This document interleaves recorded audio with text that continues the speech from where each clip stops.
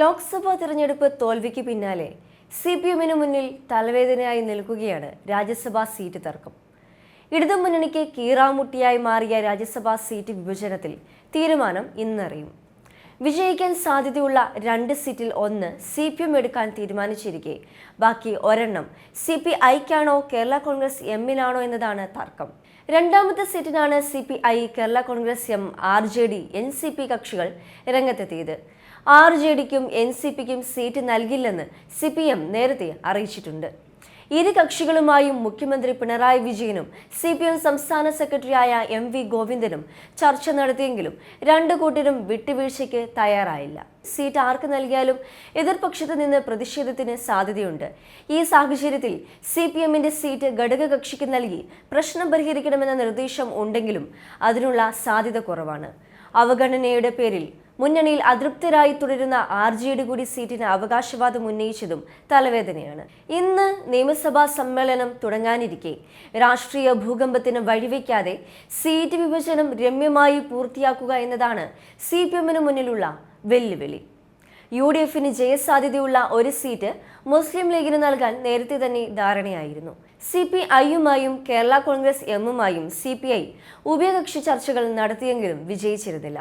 ഒരു തരത്തിലുമുള്ള വിട്ടുവീഴ്ചയ്ക്ക് തയ്യാറല്ല എന്ന് ഇരു കക്ഷികളും CPMനെ അറിയിച്ചു. ലോക്സഭയിലേക്ക് കേരളത്തിൽ നിന്നും CPIക്കും കേരള കോൺഗ്രസ് എമ്മിനും ഒരു പ്രതിനിധി പോലുമില്ല. ഈ സാഹചര്യത്തിൽ രാജ്യസഭാ സീറ്റ് വിട്ടുകൊടുക്കാൻ ആകില്ല എന്നാണ് ഇരു പാർട്ടികളുടെയും നിലപാട്. CPM ഏറ്റെടുക്കാൻ ഉദ്ദേശിക്കുന്ന രാജ്യസഭാ സീറ്റ് വിട്ടുകൊടുത്ത് പ്രശ്നം പരിഹരിക്കുമോ എന്നതും ചർച്ചയിലുണ്ട്.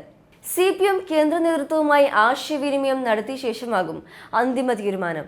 സീറ്റ് CPM ഏറ്റെടുക്കുകയാണെങ്കിൽ സ്ഥാനാർത്ഥിയെ ഇന്ന് ചേരുന്ന സംസ്ഥാന സെക്രട്ടേറിയറ്റ് യോഗത്തിൽ തീരുമാനിക്കും. തോമസ് ഐസക്, പുത്തലത്ത് ദിനേശൻ എന്നിവരുടെ പേരുകളാണ് പ്രധാന പരിഗണനയിൽ ഉള്ളത്. ഇന്നലെ രാവിലെയായിരുന്നു AKG സെന്ററിൽ CPM CPI ഉഭയകക്ഷി ചർച്ച നടന്നത്. MV ഗോവിന്ദനും ബിനോയ് വിശ്വവും ചർച്ചയിൽ പങ്കെടുത്തു. അതേസമയം രാജ്യസഭാ സീറ്റിൽ ഇടതുമുന്നണിയിലെ തർക്കം പരിഹരിക്കാൻ ത്യാഗം സഹിക്കാൻ CPM തയ്യാറായേക്കും.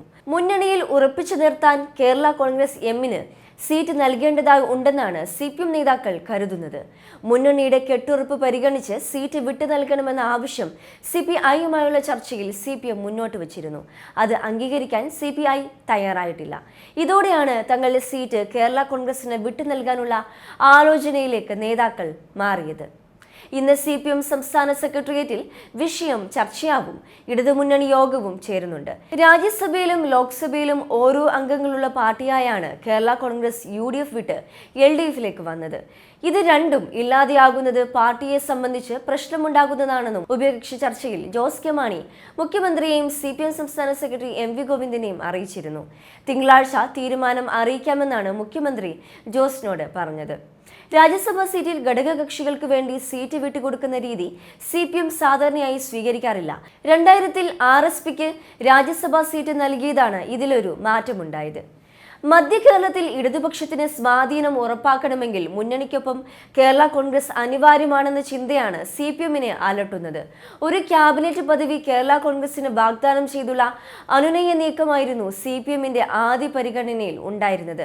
ലോക്സഭാ തെരഞ്ഞെടുപ്പിലെ കനത്ത തോൽവിക്ക് പിന്നാലെ ഒരു ക്യാബിനറ്റ് പദവി സൃഷ്ടിക്കുന്നതിന് ജനവികാരം എതിരാകുമെന്ന് CPMന് ബോധ്യമുണ്ട്. 5 അംഗങ്ങൾ ഉണ്ടെങ്കിലേ രാജ്യസഭയിൽ ഒരു കക്ഷിക്ക് ബ്ലോക്കായി നിൽക്കാനുള്ള പരിഗണന ലഭിക്കൂ. കേരളത്തിലെ രാജ്യസഭാ സീറ്റിൽ 1 ഉപേക്ഷിച്ചാൽ രാജ്യസഭയിൽ ഈ പരിഗണന CPMന് നഷ്ടമാകും. എന്നിട്ടും വിട്ടുവീഴ്ചയ്ക്ക് പാർട്ടി തയ്യാറാവുന്നുണ്ടെങ്കിൽ അത് നിയമസഭാ തിരഞ്ഞെടുപ്പിൽ നേട്ടം ലക്ഷ്യമിട്ട് മാത്രമാണ്. ശനിയാഴ്ച ചേർന്ന CPM സംസ്ഥാന സെക്രട്ടേറിയറ്റ് യോഗം പ്രശ്നപരിഹാരത്തിനായി സംസ്ഥാന സെക്രട്ടറി MV ഗോവിന്ദനെയും മുഖ്യമന്ത്രി പിണറായി വിജയനെയും ചുമതലപ്പെടുത്തിയിരുന്നു. ഇന്ന് ചേരുന്ന LDF യോഗത്തിനു മുൻപ് പ്രശ്നം പരിഹരിക്കാനായിരുന്നു CPMന്റെ നീക്കം. LDFിലെ 3 പേരുടെ കാലാവധി ജൂലൈ 1 അവസാനിക്കുമ്പോൾ 2 സീറ്റ് മുന്നണിക്ക് ലഭിക്കൂ. ജൂൺ 25-നാണ് തെരഞ്ഞെടുപ്പ് നടക്കുക. CPM കേന്ദ്ര കമ്മിറ്റി അംഗം Elamaram Kareem, Kerala Congress M chairman Jose K Mani, CPI സംസ്ഥാന സെക്രട്ടറി ബിനോയ് വിശ്വം എന്നിവരുടെ രാജ്യസഭയിലെ കാലാവധി അവസാനിക്കുന്ന ഒഴിവിലേക്കാണ് തെരഞ്ഞെടുപ്പ് നടക്കുന്നത്. കെ രാധാകൃഷ്ണൻ ഒഴിയുന്ന മന്ത്രിസ്ഥാനം വേണമെന്നാണ് RJDയുടെ പുതിയ ആവശ്യം. LDFന് ലഭിക്കുന്ന 2 രാജ്യസഭാ സീറ്റുകളിൽ 1 CPM ഏറ്റെടുക്കും. ഈ സീറ്റിലേക്കുള്ള സ്ഥാനാർത്ഥിയെ തിങ്കളാഴ്ച തീരുന്ന CPM സംസ്ഥാന സെക്രട്ടേറിയറ്റ് യോഗത്തിൽ തീരുമാനിക്കും.